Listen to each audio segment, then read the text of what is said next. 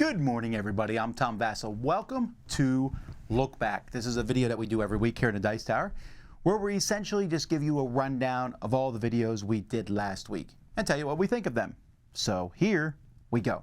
Hey everybody, I'm Zee Garcia. Here's what I reviewed last week. So I reviewed Lost Explorers, which I rate a 4 out of 10. I was very disappointed by this one. It's a very beautiful looking box, but the gameplay was tedious. The components and the way that they were organized into the box, you're supposed to play out of the box, that didn't work out so well. Everything's just brown. The whole thing was just not exciting, and I found it to be something that you can easily find another game that manages to do something in a similar vein, a light game, or a game about explorers, or whatever you want, that is better than Lost Explorers itself.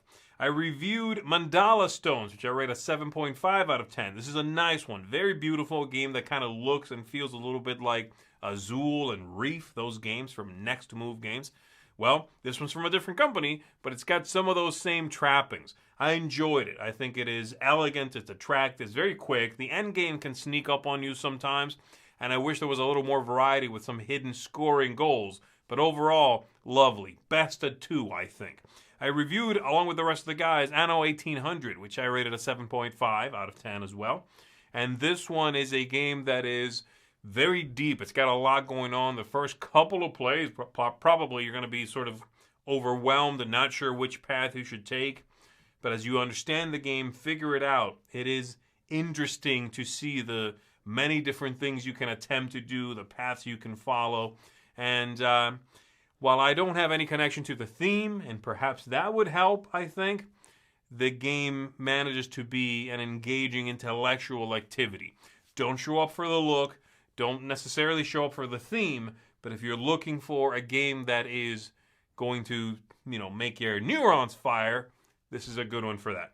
And then lastly, I reviewed Subastral, which I rate an 8 out of 10, and this one is a card game that feels in many ways like a traditional classic card game.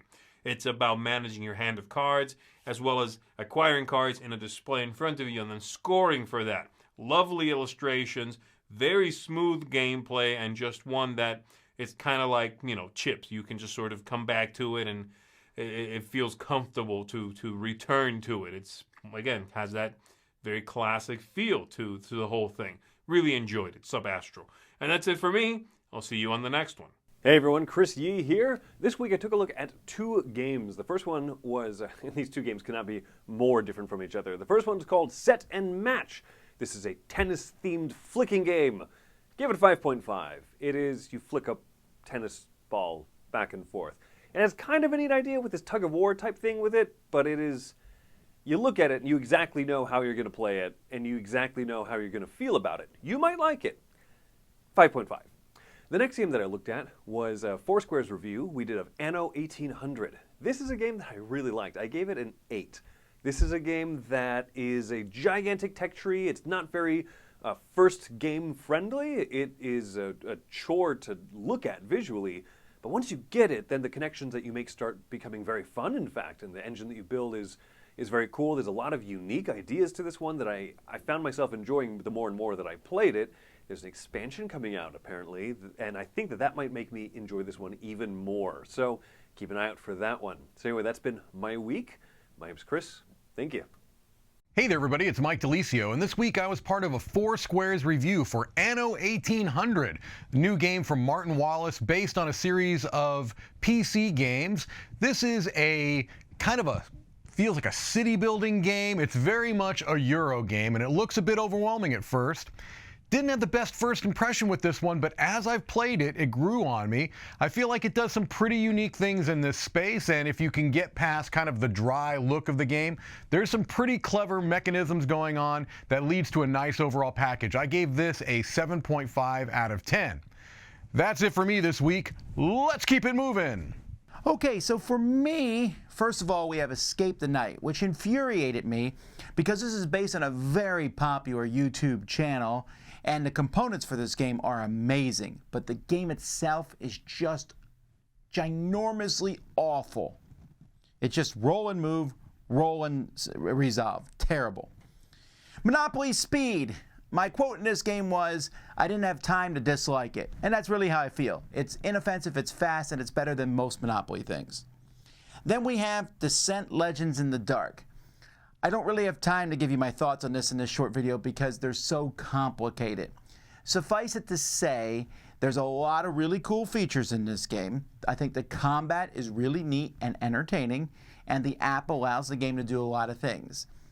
The app also causes problems. The game has a ton of 3D terrain, and it's incredibly expensive.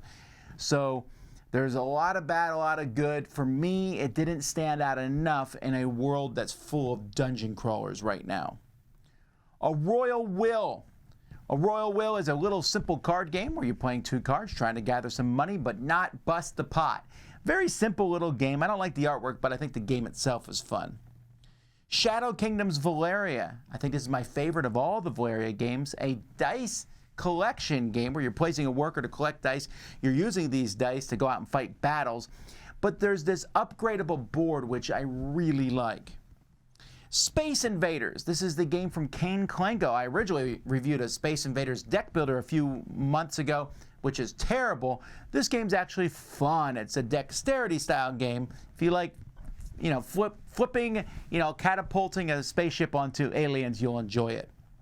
I took a look at the Marvel Funkoverse set, which is a lot of fun to play. And then a little card game called 10 from AEG. This is a really simple game about pushing your luck. Think if you took blackjack, but made it a palatable family game. That's what this is. I also unboxed and took a look at the new Catan 3D version.